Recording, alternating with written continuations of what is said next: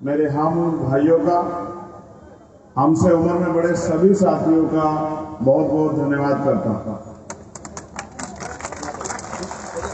इस मंच पर उपस्थित कुशीनगर लोकसभा क्षेत्र के बहुत ही लोकप्रिय प्रत्याशी और बहुजन समाज की सशक्त बुलंद आवाज बड़े भाई स्वामी प्रसाद मौर्य जी का गला अभी साथ नहीं दे रहा, तो छोटे भाई की जिम्मेदारी है कि बड़े भाई के बोझ को कुछ कम किया जाए। और सांस्कृतिक रूप से हमारे यहाँ तो सदियों से ये होता आया कि हमेशा बड़े भाई के अधूरे काम को छोटे भाई ने पूरा किया। तो इस मंच पर उपस्थित आजाद समाज पार्टी, भीम आर्मी, राष्ट्रीय शोषित समाज पार्टी, AIM,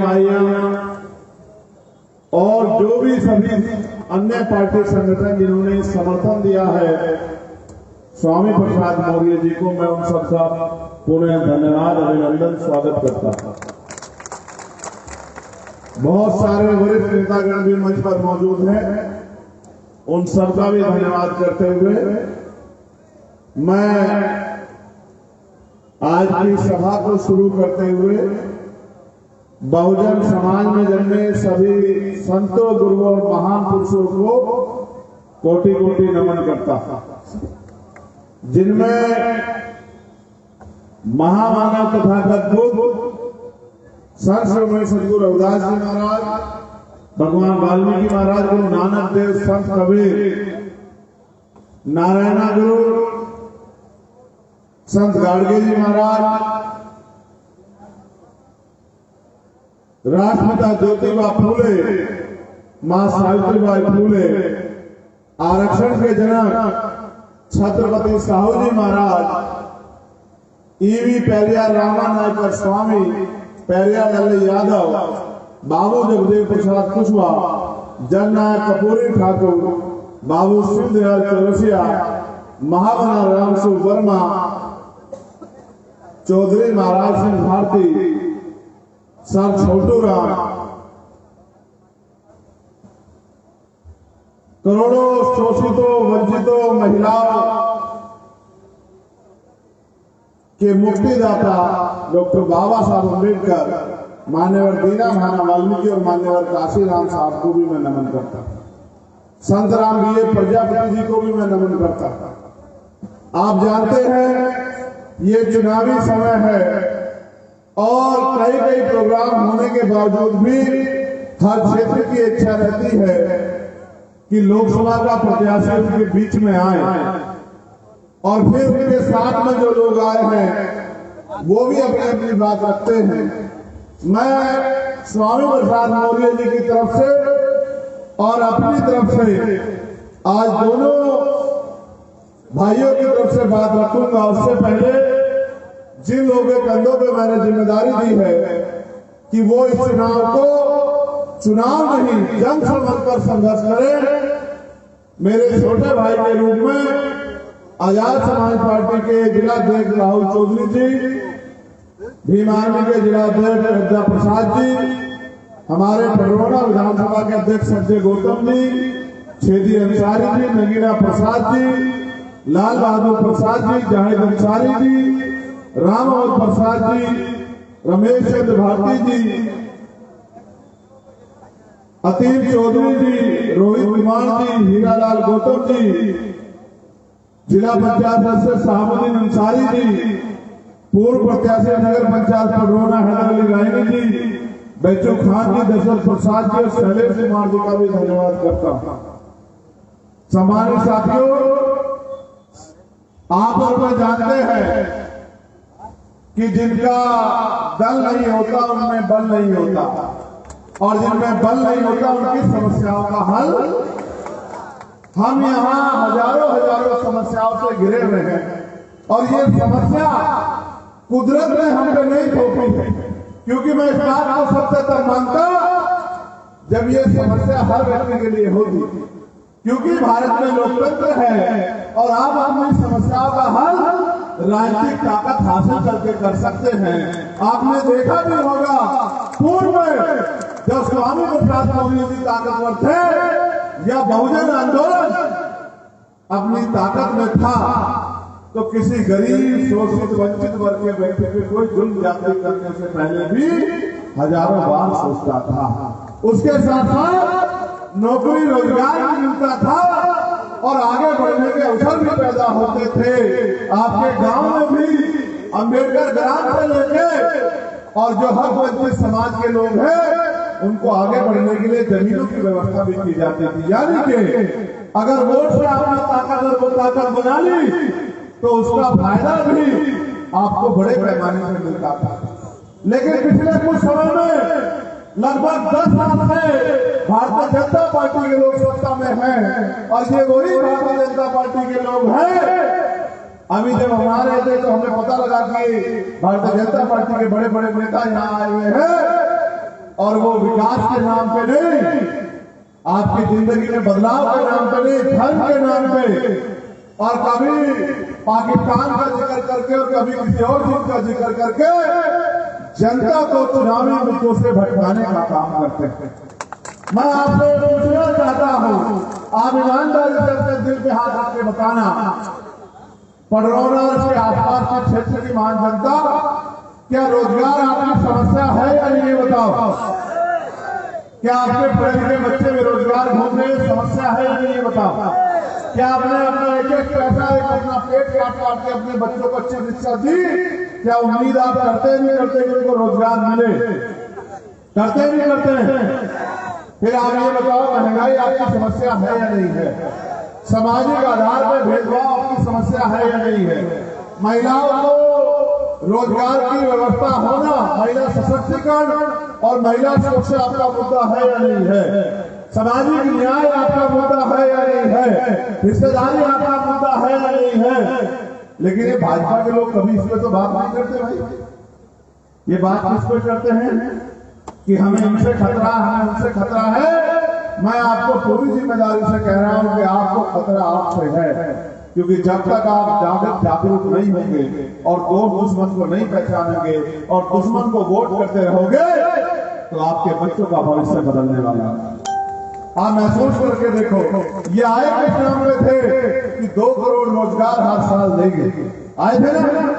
कहा 15 लाख रुपए आपको आपके खाते में, और क्या कहा कि मंडल कमीशन की सारी सिफारिशें लागू करेंगे, और क्या कहा किसानों की आय दोगुनी करेंगे, जिन पे जमीनें नहीं उनको जमीनें देंगे। लेकिन आप ईमानदारी से बताओ, 2 करोड़ रोजगार मिला, 15 लाख रुपए मिला, किसानों की आय दोगुनी हुई और मंडल कमीशन की सिफारिश से लागू हुई। आपको ये भी जानना चाहिए कि जब मंडल कमीशन लागू हुआ तो उसका विरोध किसने किया?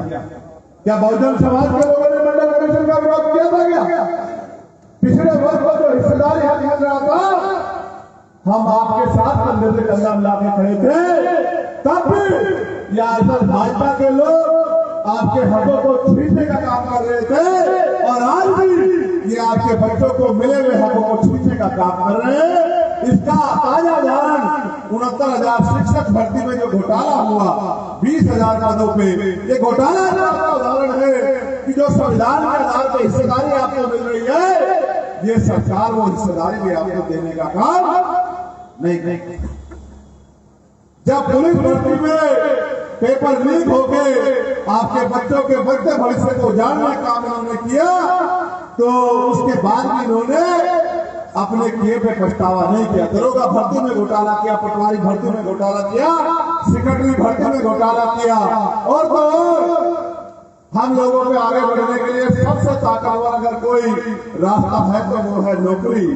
इन्होंने सारे सरकारी संपत्तियों को अडानी अंबानी जी को बेच दिया। आप ईमानदारी से बताओ, अगर इस देश में आरक्षण छीनने लगा तो आप क्या करोगे? ईमानदारी से बताओ, अपने दिल पे हाथ रखकर क्या करोगे? आरक्षण छीनने लगा क्या करोगे? जोर से बोल के बताओ क्या करोगे? नहीं, कम आवाज में तो मैं मानूं कि अगर पशु को भी तकलीफ हो तो वो भी जोर से चिल्लाता है। हमारे लोग तो अब पढ़ लिख लिए हैं। तुम बताओ, अगर आरक्षण छीनने लगा तो भीम आर्मी आजाद समाज पार्टी के नौजवानों बताओ क्या करोगे? तो मैं आपसे कह रहा हूं कि आरक्षण बचा कहां है? जब सरकारी नौकरी नहीं होगी तो आरक्षण गंजरा ही नहीं जाएगा। भाई आरक्षण भी तो सरकारी डिपार्टमेंट में है ना। तो जब सरकारी नौकरी रहेगी, सरकारी डिपार्टमेंट रहेगी, तो आरक्षण कहां बचेगा? तो जब आरक्षण नहीं बचेगा तो आज भी देश में जाति के आधार पर भेदभाव है। पाल प्रजापति, कश्यप, सैनी, मौर्य, शाक्य, कुशवाहा, केवट, मल्ला, बिंद, राजभर, यादव, गुर्जर, कुर्मी, चमार, वाल्मीकि, पासी, धोबी, पासवान, कोरी, खटीक, इनके बच्चों को कुर्सी पे कौन बिठाएगा? प्राइवेट सेक्टर में आपकी हिस्सेदारी नहीं है और सरकारी सेक्टर खत्म हो गया है। पहले हर साल नौकरी आती थी, रेलवे में आती थी, पुलिस में आती थी, आर्मी में आती थी। आर्मी वीर करके आर्मी का मनोबल भी गिरा दिया, देश की सुरक्षा से भी खिलवाड़ की। और जो दलित पिछड़े किसान वर्गों के बच्चे नौकरी लग जाते थे, उनकी नौकरी को भी ठेकेदारी पर भेजने का काम सरकार ने किया। पहले नौकरी आती थी, अब ठेका आता है और नौकरी के बाद जब नौजवान करता है तो लाठियों से पीट के जेल में भेजने का काम करते हैं। और मुझे बड़े दुख के साथ कहना पड़ेगा, आपको भी बुरा लगेगा, कल रात मैं शाम यहाँ आया था और हमारा पहला प्रोग्राम तसिया बाजार में था। रात इनके गुंडे वहां चले गए और हमारा टेंट बांधने वालों को पीटने का काम किया, फायरिंग किया, हमारे यूथ के जिलाध्यक्ष को पीट दिया। इनको लगा कि हम गुस्सा करके अपनी चुनावी सभा खराब कर लेंगे। ये बात सच है कि अब हम लोग नहीं है कि एक लाठी से पूरे गांव को भेड़ दो, उसमें चला गया है। लेकिन हम चुप इसलिए हैं कि हम संविधान के जरिए इनको जवाब देंगे। और अगर ज्यादा दिन उतर आए तो भारतीय जनता पार्टी के लोगों सुन लो, ईट का जवाब पत्थर से देना भी हम लोग जानते हैं। मेरी बात का याद रखना, कमजोर को बिल्कुल कमजोर करना। अगर एक भी कार्यकर्ता को छूने का काम करोगे तो राष्ट्रीय सोशल समाज पार्टी, आजाद समाज पार्टी और हमारे सभी सहयोगी साथी ईट से ईट बजा देंगे। इस बात को आपस दिमाग में रखना। ये सोचते हैं कि ये हमें डरा देंगे, आप जानते हो हम तो गोली खा के बैठे हैं। हम डरने वाले लोग हैं क्या? हम डरने वाले लोग हैं क्या? हम भगवान बुद्ध के वंशज हैं, हम सम्राट अशोक के वंशज हैं। हम डरने वाले हैं क्या? हम तो डरा के भी नहीं डरने वाले। ये तो हमारे लोग अभी ठंडे बैठे हुए हैं। इनको ऐसा लगता है कि ये बदल जाएंगे, ये बदलने वाले नहीं हैं। आप अपना दिमाग सही कर लो और अपनी वोट की अहमियत को समझ जाओ। इस देश में दलित इकट्ठा होकर खड़ा हो गया, 20% मुसलमान आपके साथ आके खड़ा हो जाएगा। यहाँ का जैन, सिख, बौद्ध, ईसाई आपके साथ आके खड़ा हो जाएगा और फिर वो फॉर्मूला लागू होगा जो माननीय काशी राम साहब कहते थे कि वोट हमारा, राज तुम्हारा, नहीं चलेगा, नहीं चलेगा। इस बात को मैं आपसे इसलिए कह रहा हूँ, हमारे यहाँ इनके साथी भी बैठे हैं, वो भी इस बात को जानते हैं। जब से हमने आंदोलन शुरू किया, चाहे 69,000 शिक्षक भर्ती का मामला हो, चाहे दिल्ली में गुरु रविदास पर तोड़ दिया गया उसका मामला हो, चाहे हाथरस की बेटी का मामला हो, चाहे मटकी छूने में हत्या हो, चाहे पीछे रखने में हत्या हो, चाहे सामंतों द्वारा गरीबों के जो बच्चे घोड़ी चढ़ते उनको रोका जाए, या फिर एनआरसी का मामला हो, हर जगह सीना तान के जाके हम लोग लड़ते हैं। ये बताने के लिए लड़ते हैं कि लोकतंत्र में हम गुलाम नहीं है और ये कानून हमारे लिए जितना ही है जितना इनके लिए है। मैं आपसे फिर कह रहा हूँ, आप इस बार अपना दिल मजबूत कर लो और किसी की बातों में मत आओ। समीकरण, चुनाव समीकरण पर जीता जाता है। यहाँ 10 लाख से ज्यादा वोट पिछड़े वर्ग का है, आप गिनती कर लो, 10 लाख से ज्यादा वोट और 3.5 लाख से ज्यादा वोट दलित समाज का है और लगभग 4 लाख वोट मुस्लिम समाज का है। हम 90% वोट में बैठे हैं। और एमपी बन जाए कोई और, तो ये तो बहुत बड़ी शर्म की बात होगी। ये तो कुशीनगर भगवान बुद्ध का परिनिर्वाण स्थल है। वो भगवान बुद्ध जिन्होंने सत्ता, समानता, बंधुत्व, भाईचारे का रास्ता दिखाया, पूरी दुनिया में शांति का रास्ता दिखाया, वहां के लोगों को शांति के साथ साथ क्रांति की तैयारी भी करनी पड़ेगी, क्योंकि बिना क्रांति के परिवर्तन होने वाला नहीं है। और इस बार क्रांति वोट की ताकत से करनी है। और मैं बहुजन समाज के सम्मानित स्वाभिमानी पहरेदारों से कहना चाहता हूं, जो मेरी एक आवाज में आंधी तूफान नहीं देखते, दिन रात नहीं देखते, धूप छाव नहीं देखते, भूखा पेट नहीं देखते, जो मेरी एक आवाज में लखनऊ दिल्ली पहुंच जाते हैं, मैं उनसे कहना चाहता हूं अगले 5-6 दिन का समय है, गांव गांव जाके पहले अपना बूथ तैयार करना, फिर अपना सेक्टर तैयार करना, बहुजन समाज में भाईचारा पैदा करना, और पिछड़े वर्ग के लोगों को तुम हाथ जोड़ के कहना कि हम स्वामी प्रसाद मौर्य जी को गन्ना निशान पर वोट दे रहे हैं, क्योंकि भाई चंद्रशेखर आजाद जी ने अपील की है, आप भी तैयार हो जाओ और एक एक वोट गन्ना निशान पर डालकर 1 तारीख को गन्ना निशान पर वोट डाल देना, और 4 तारीख को लाखों वोट से जब Swami Prasad Maurya ji member of parliament यहाँ से चुने जाएंगे, उस दिन से आप चैन से घर में बैठ जाना और अपनी लड़ाई लड़ने की जिम्मेदारी इनके खेतों पे छोड़ देना। और बाकी आप ये जानते हैं, इनसे पहले नगीना से हम लोग आपकी मजबूत आवाज का इंतजाम करके आ चुके हैं, और आपको ये भी पता होगा कि ना मैं भविष्यवाणी करता हूँ, ना मैं ज्योतिष हूँ, लेकिन मैं आपकी मेहनत में गारंटी देता हूँ कि नगीना लोकसभा, ये प्राइमरी स्कूल के हेडमास्टर का बेटा, ये किसान मजदूर का बेटा 1 लाख वोटों से जीत के आएगा। मेरी बात को बहुत सारे लोग लगे हैं कि चाहे भाजपा जीत जाए, स्वामी प्रसाद मौर्य नहीं जीतना चाहिए। बहुत सारे लोग लगे हुए हैं, आप और मैं इस बात को जानते हैं। उनका मतलब और मकसद ये है कि गरीब किसान, शोषित दलित, पिछड़े की, मुसलमान मजलूम की कोई भी मजबूत आवाज पार्लियामेंट में न चली जाए। मैं आपसे कहना चाहता हूं, अगर वाकई में भी आप मेरे बहादुर भाई और सिपाही हो, तो अगले 5 दिन इस तरह से काम करना, जिस तरह से स्वामी प्रसाद मौर्य नहीं आप खुद चुनाव लड़ रहे हो, गांव गांव गली में जाना और वोटिंग परसेंटेज इतना मजबूत कराना कि जो अगर थोड़ा बहुत घपला करने का हाल, तो घपला कोई कर ही नहीं सकता, क्योंकि हमारा डंडा झंडा बड़ा मजबूत है। लेकिन फिर भी अगर कोई गलतफहमी पाल रहा हो, तो इतने वोटों से स्वामी प्रसाद मौर्य जीते कि थोड़े बहुत वोट हम उनको ही दे देंगे, तुम ही रख लो, छोड़ो, तुम क्या कर दोगे, बदल पुराने झंडे को चुपके तो नहीं बदल रहोगे, यहाँ बिजली का निशान तो नहीं खोलते रहोगे। यहाँ आपका निशान क्या, जरा जोर से बता दो, जोर से बताओ, जोर से बताओ। तो ये बताओ, गन्ना किसानों की समस्या भी हल हो जाएगी नहीं हो जाएगी इस बार? सबसे ज्यादा गन्ना कहाँ होता है? यहाँ होता है पश्चिम बंगाल, सबसे ज्यादा गन्ना होता है पश्चिम में। और गन्ना किसान के लिए, और ये पश्चिम वाला आपसे मदद मांगने आया है कि मेरे भाइयों, इस गन्ना किसान को इतना मजबूत कर देना कि ये मीठा मीठा लगे सबको और कड़वा कड़वा लगे आपके विरोधियों को, और ये आवाज भी मजबूत हो जाए कि पार्लियामेंट में जब जाके दहाड़े तो विरोधियों के सीने में तो सांप लौटे, लेकिन आपके दिल में भी ये मजबूती पैदा हो कि अब हमारी वोट सफल हो गई। इस बात पर गौर करो, क्या नहीं हो सकता।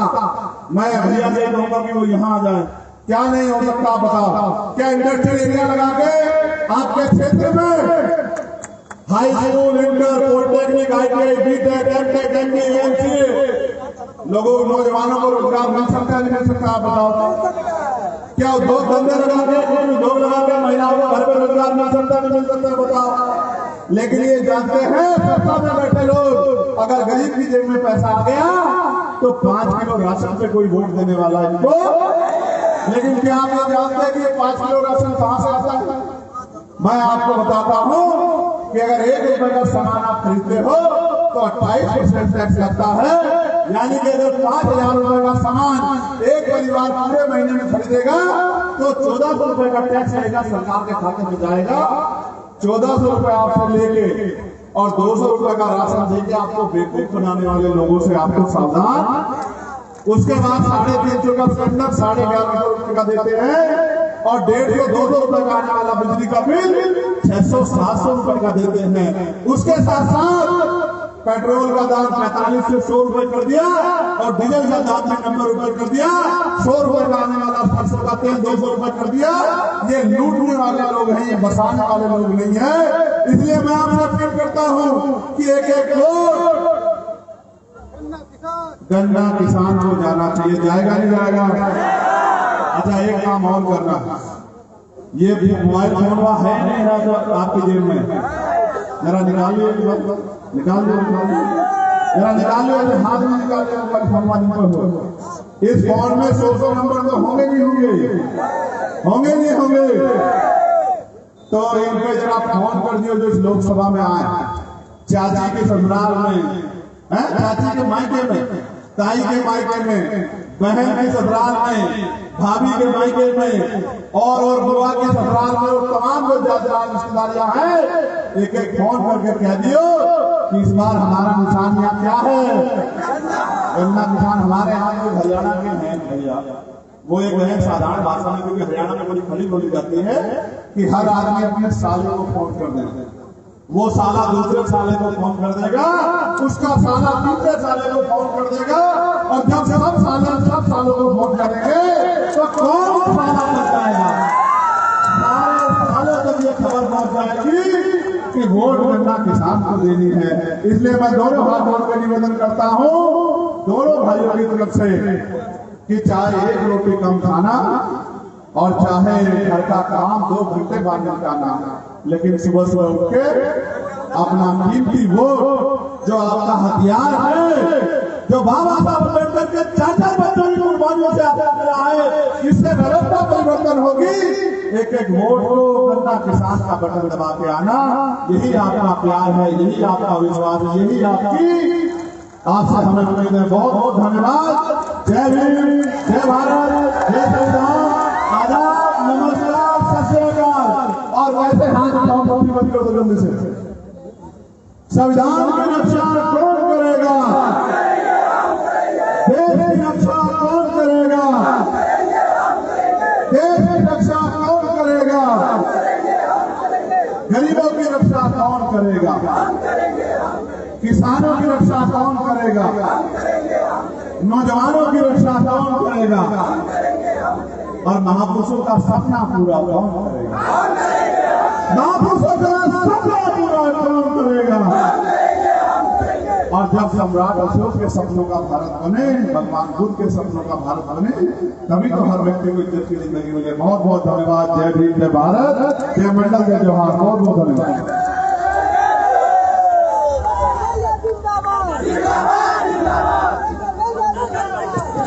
साथियों, अभी आपके बीच में भीम आर्मी के माननीय संस्थापक आजाद समाज पार्टी के राष्ट्रीय अध्यक्ष परमानंद भाई जी चंद्रशेखर जी ने हम सभी साथियों को संदेश दिया। मैं भाई जी का जनपद कुशीनगर में बहुत बहुत